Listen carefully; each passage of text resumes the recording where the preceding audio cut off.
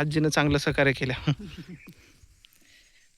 रामकृष्ण हरी मंडळी, तुम्हा सर्वांचं स्वागत करतोय मी आपल्या अनघाच्या यूट्यूब चॅनलवरती. तर व्हिडिओची सुरुवात पाहून तुम्हाला लक्षात आलं असेल की आपण कुठे आलो आहे. तर आपण आलो आहे एका डोंगरावरती आणि इकडे ना एक देवी आहे मित्रांनो, सटवाई देवी बोलतात या देवीला.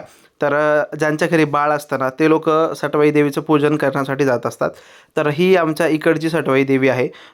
नायगाव पिंपळ्याची वाडी च्या इकडे डोंगरामध्ये सगळीकडून डोंगराचा कडा आहे मित्रांनो, आणि तिथे एका डोंगरावरती सेंटरमध्ये ही देवी स्थापित केलेली आहे, किंवा मग स्थापनच केलेली असेल मे बी. तर इकडे ना मित्रांनो, ह्या देवीला कड्याची सटवाई बोललं जातं, म्हणजे सगळीकडून कडं आहे डोंगराचं आणि सेंटरवरती उंच भागावरती ही देवी आहे. त्यामुळे या देवीचं नाव कड्याची सटवाई पडलं, हे एवढं मला समजलं.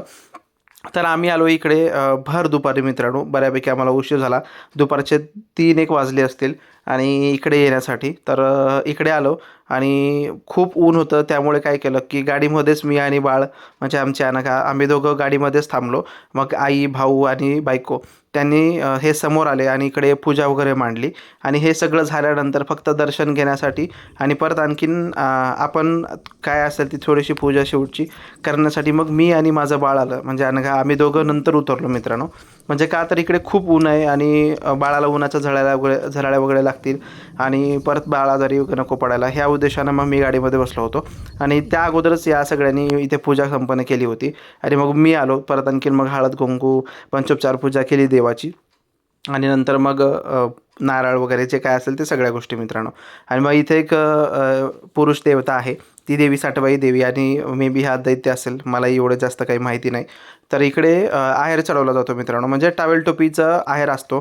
तर तो मी करतो इकडे. मला त्यांनी सांगितलं की इकडे तुम्ही टावेल टोपी चढवा म्हणून, तर मग आईनं आणलं होतं. आणि सगळ्यात महत्त्वाची गोष्ट म्हणजे मित्रांनो, मी आणि आई म्हणजे तब्बल 30 वर्षानंतर आलो आहे इकडे. मी लहान होतो त्यावेळेस आणलं होतं आईनी, म्हणजे आजोबानी आणलं होतं माझ्या, आता ते नाही आहेत आजोबा.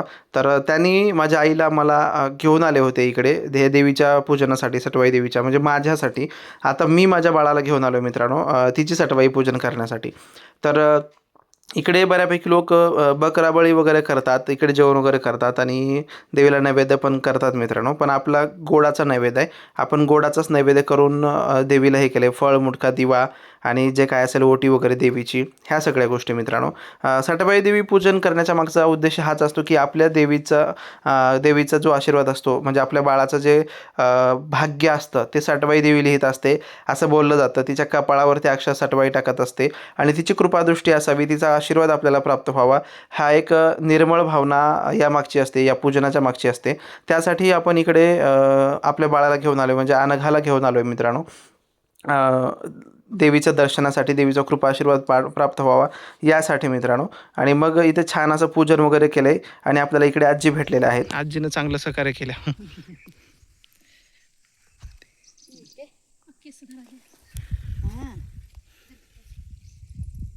पडत असं समजा घर पुरत नाही, मग पुन्हा पुरतच नाही.